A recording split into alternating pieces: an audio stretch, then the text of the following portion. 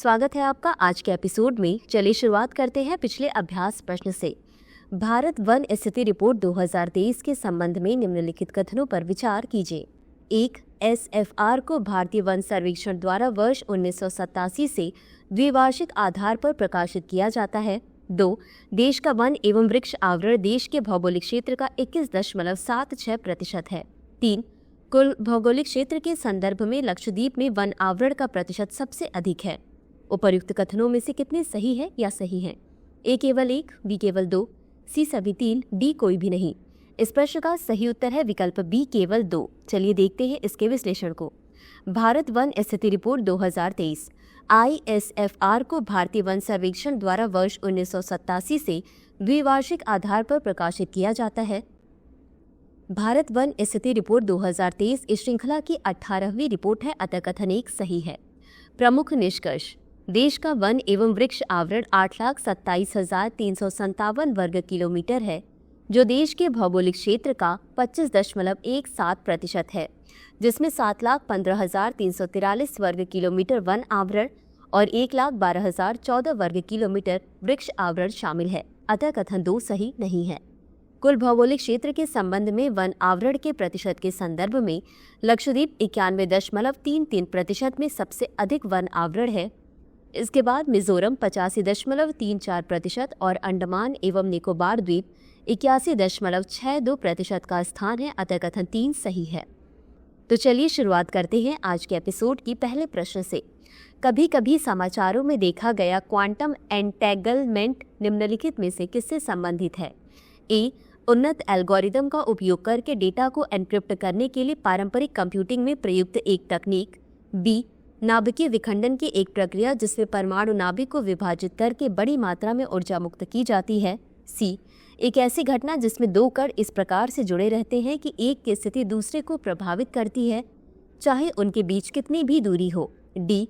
ऊष्मा ऊर्जा को यांत्रिक कार्य में रूपांतरित करने का एक ऊष्मागतिकी सिद्धांत। इस प्रश्न का सही उत्तर है विकल्प सी। चलिए देखते हैं इसके विश्लेषण को। क्वांटम एंटेंगलमेंट क्वांटम भौतिकी में एक मौलिक अवधारणा है जहां 2 या 2 से अधिक कण इस तरह से परस्पर जुड़ जाते हैं कि एक कण की स्थिति दूसरे कण की स्थिति से सीधी प्रभावित होती है, चाहे उनके बीच कितनी भी दूरी हो। यह घटना स्थानीयता की पारंपरिक भौतिकी की धारणा को चुनौती देती है, क्योंकि एक कण में परिवर्तन प्रतिरूप में त्वरित परिलक्षित होता है, चाहे उनके बीच कितनी भी दूरी क्यों न हो, अतः विकल्प सी सही है। अगला प्रश्न है, निम्नलिखित विशेषताओं पर विचार कीजिए। 1. वे अपने घोंसले मुख्यतः वन क्षेत्रों में प्रायः भूमिगत गुफाओं में बनाते हैं। 2. वे एशिया के मूल निवासी हैं। 3. इनके आक्रामक स्वभाव और अन्य प्रजातियों पर प्रभाव के कारण इन्हें आमतौर पर मर्डर हॉर्नेट के नाम से जाना जाता है। निम्नलिखित में से कौन सी प्रजाति उपर्युक्त विशेषताओं द्वारा सबसे अच्छी तरह वर्णित है? ए. यूरोपीय हॉर्नेट, बी. एशियाई जायंट हॉर्नेट, सी. बार्ड फेस्ड हॉर्नेट या डी. Northern giant hornet. इस प्रश्न का सही उत्तर है विकल्प डी. Northern giant hornet. चलिए देखते हैं इसके विश्लेषण को। नॉर्दर्न जायंट हॉर्नेट विश्व का सबसे बड़ा हॉर्नेट है, जिसकी लंबाई 2 इंच तक होती है। यह हॉर्नेट, जो हाइमेनोप्टेरा जिसमें मधुमक्खियां और चींटियां भी शामिल हैं, गढ़ से संबंधित है, अपने बड़े ठोस पीले या नारंगी सिर और काली आंखों से आसानी से पहचाना जा सकता है। इसे आमतौर पर मर्डर हॉर्नेट कहा जाता है क्योंकि इसका आक्रामक स्वभाव है और अन्य प्रजातियों विशेषकर देशी परागकणों पर इसका विनाशकारी प्रभाव पड़ता है। नॉर्दर्न जायंट हॉर्नेट का एक समूह मात्र 90 मिनट में पूरी मधुमक्खी के छत्ते को नष्ट कर सकता है। इस हॉर्नेट का विष मधुमक्खी के विष से 7 गुना अधिक शक्तिशाली होता है तथा ये कई बार डंक मार सकते हैं, जिससे मनुष्यों तथा अन्य जानवरों के लिए गंभीर खतरा पैदा हो सकता है। वे अपने घोंसले वन क्षेत्रों में प्रायः भूमिगत गुफाओं में बनाते हैं, जिससे उनके आवासों का पता लगाना और उन पर नियंत्रण करना चुनौतीपूर्ण हो जाता है, अतः विकल्प डी सही है। अगला प्रश्न है, ऑप्टिकल फाइबर के संबंध में निम्नलिखित कथनों पर विचार कीजिए। 1. पूर्ण आंतरिक परावर्तन वह सिद्धांत है जो प्रकाश को ऑप्टिकल फाइबर के भीतर सीमित रखने में सक्षम बनाता है। 2.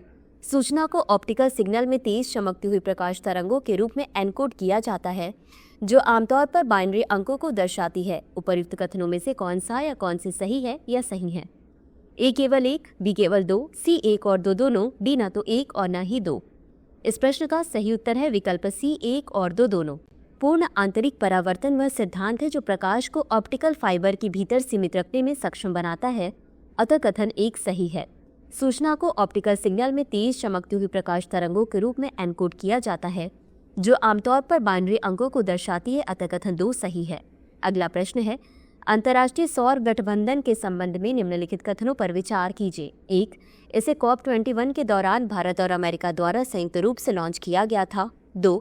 ISA की सदस्यता कर्क रेखा और मकर रेखा के मध्य स्थित देशों तक सीमित है। उपर्युक्त कथनों में से कौन सा या कौन से सही है या सही है? A केवल 1, B केवल 2, C 1 और 2 दोनों, D न तो 1 और न ही 2। इस प्रश्न का सही उत्तर है विकल्प D न तो 1 और न ही 2। चलिए देखते हैं इसके विश्लेषण को। अंतर्राष्ट्रीय सौर गठबंधन को पेरिस में COP21 के दौरान भारत के प्रधानमंत्री और फ्रांस के राष्ट्रपति द्वारा संयुक्त रूप से लॉन्च किया गया था, अतः कथन 1 सही नहीं है। हालांकि सदस्यता उष्णकटिबंधीय क्षेत्रों के मध्य के देशों तक ही सीमित नहीं है। वर्ष 2018 में ISA ने संयुक्त राष्ट्र के सभी सदस्य देशों को शामिल होने की अनुमति देने के लिए इसके ढांचे में संशोधन किया, अतः कथन 2 सही नहीं है। अगला प्रश्न है, निम्नलिखित कथनों पर विचार कीजिए। 1. संविधान के अनुच्छेद 269A के तहत स्थापित GST परिषद कर दरों, छूट आदि जैसे प्रमुख GST मामलों पर निर्णय लेती है। 2. केंद्रीय वित्त मंत्री GST परिषद के अध्यक्ष के रूप में कार्य करता है। उपर्युक्त कथनों में से कौन सा या कौन से सही है या सही है? A केवल 1, B केवल 2, C 1 और 2 दोनों, D न तो 1 और न ही 2। इस प्रश्न का सही उत्तर है विकल्प B केवल 2। चलिए देखते हैं इसके विश्लेषण को। संविधान के अनुच्छेद 279A के तहत GST परिषद केंद्र और राज्यों का एक संयुक्त मंच है।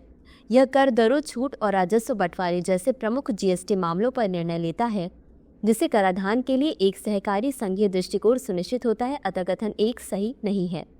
केंद्रीय वित्त मंत्री GST परिषद के अध्यक्ष के रूप में कार्य करता है, अतः कथन 2 सही है। अगला प्रश्न है, निम्नलिखित कथनों पर विचार कीजिए। 1. वैश्विक बाजार में 45% हिस्सेदारी के साथ भारत विश्व में जहाज निर्माण में प्रथम स्थान पर है। 2. वर्तमान में तटीय नौवहन में शामिल मशीनीकृत जहाज वाणिज्य पोत परिवहन अधिनियम 1958 द्वारा शासित होते हैं।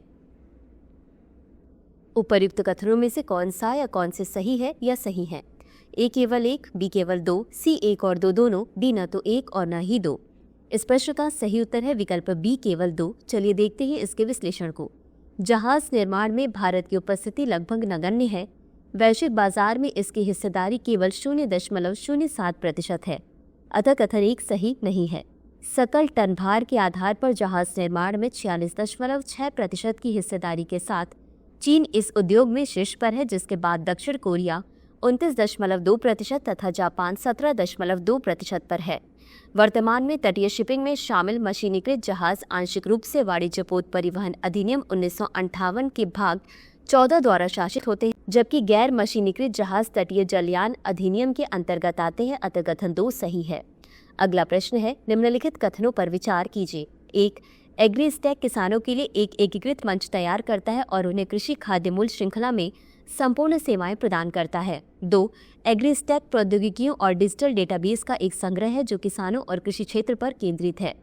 उपर्युक्त कथनों में से कौन सा या कौन से सही है या सही है? A केवल 1, B केवल 2, C 1 और 2 दोनों, D न तो 1 और न ही 2। इस प्रश्न का सही उत्तर है विकल्प C 1 और 2 दोनों। चलिए देखते हैं इसके विश्लेषण को। एग्रीस्टैक किसानों के लिए एक एकीकृत मंच तैयार करता है और उन्हें कृषि खाद्य मूल्य श्रृंखला में संपूर्ण सेवाएं प्रदान करता है, अतः कथन 1 सही है। एग्रीस्टैक प्रौद्योगिकियों और डिजिटल डेटाबेस का एक संग्रह है जो किसानों और कृषि क्षेत्र पर केंद्रित है, अतः कथन 2 सही है। अगला प्रश्न है, इलेक्ट्रॉनिक राष्ट्रीय कृषि बाजार यानी ई नाम के संबंध में निम्नलिखित कथनों पर विचार कीजिए। 1. वर्ष 2016 में लॉन्च किया गया यह एक अखिल भारतीय इलेक्ट्रॉनिक व्यापार पोर्टल है जो राज्यों में कृषि उपज बाजार समितियों को जोड़ता है। 2. इसमें संपर्क रहित दूरस्थ बोली और मोबाइल आधारित किसी भी समय भुगतान की सुविधा प्रदान की गई है। उपर्युक्त कथनों में से कौन सा या कौन से सही है या सही है? A केवल 1, B केवल 2, C 1 और 2 दोनों, D न तो 1 और न ही 2। इस प्रश्न का सही उत्तर है विकल्प C 1 और 2 दोनों। चलिए देखते हैं इसके विश्लेषण को। इलेक्ट्रॉनिक राष्ट्रीय कृषि बाजार यानी ई नाम, इसे अप्रैल 2016 में राज्यों में कृषि उपज मंडी समितियों को जोड़ने वाले अखिल भारतीय इलेक्ट्रॉनिक व्यापार पोर्टल के रूप में लॉन्च किया गया था, अतः कथन 1 सही है। यह संपर्क रहित दूरस्थ बोली और मोबाइल आधारित किसी भी समय भुगतान की सुविधा प्रदान करता है, जिसके लिए व्यापारियों को मंडियों या बैंकों में जाने की आवश्यकता नहीं होती है। अतः कथन 2 सही है। अगला प्रश्न है, निम्नलिखित कथनों पर विचार कीजिए। 1. CFA फ्रैंक जोन एक आर्थिक और मौद्रिक क्षेत्र है जो फ्रांस और नॉर्डिक देशों को एक साथ लाता है। 2. पूर्वी कैरिबियाई मुद्रा संघ लैटिन अमेरिका और कैरिबियाई देशों का एक क्षेत्रीय मुद्रा संघ है। उपर्युक्त कथनों में से कौन सा या कौन से सही है या सही है? A केवल 1, B केवल 2, C 1 और 2 दोनों, D न तो 1 और न ही 2। इस प्रश्न का सही उत्तर है विकल्प D न तो 1 और न ही 2। चलिए देखते हैं इसके विश्लेषण को। CFA फ्रैंक जोन एक आर्थिक और मौद्रिक क्षेत्र है जो फ्रांस और उप सहारा अफ्रीका के 15 देशों को एक साथ लाता है। अतः कथन 1 सही नहीं है। यह क्षेत्र संस्थागत ढांचे और निश्चित विनिमय दर पर आधारित है। इस प्रकार CFA फ्रैंक क्षेत्र आर्थिक विकास तथा मौद्रिक एवं वित्तीय स्थिरता को बढ़ावा देता है।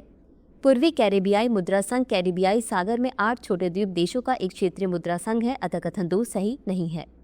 अगला प्रश्न है, निम्नलिखित कथनों पर विचार कीजिए। 1. फ्रेश न्यूक्लियर फ्यूल में रेडियोधर्मिता का स्तर बहुत कम होता है, इसलिए इसका नियंत्रण बिना किसी विशेष सुरक्षा उपाय के किया जा सकता है। 2. नरौरा परमाणु ऊर्जा स्टेशन भारत का सबसे बड़ा परमाणु ऊर्जा संयंत्र है। उपर्युक्त कथनों में से कौन सा या कौन से सही है या सही है? A केवल 1, B केवल 2, C 1 और 2 दोनों, D न तो 1 और न ही 2। इस प्रश्न का सही उत्तर है विकल्प A केवल 1। चलिए देखते हैं इसके विश्लेषण को। फ्रेश न्यूक्लियर फ्यूल में रेडियोधर्मिता का स्तर बहुत कम होता है, इसलिए इसे बिना किसी विशेष सुरक्षा उपाय के नियंत्रित किया जा सकता है। अतः कथन 1 सही है। कुडनकुलम परमाणु ऊर्जा संयंत्र भारत का सबसे बड़ा परमाणु ऊर्जा संयंत्र है। अतः कथन 2 सही नहीं है।